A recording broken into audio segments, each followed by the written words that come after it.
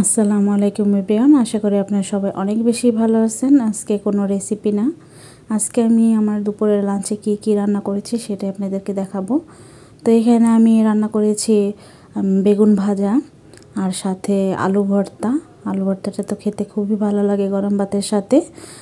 আর আমি ছোট মাছ ভাজা করেছি, চান্দা মাছ, তো সেটাই রেখে দিলাম।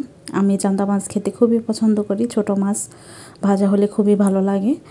আর এখানে করেছি আমি ছোট আলু ভেজে, সিদ্ধ করে ভেজে পাটায় বেটে নিয়েছি খোসাসহ, এটাও খুব সুস্বাদু হয়েছিল।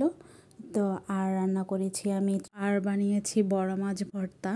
আপনারা যে কোনো মাছ দিয়ে ভর্তাটা বানিয়ে নিতে পারেন, খুব সুস্বাদু হয় মাছের ভর্তাটা।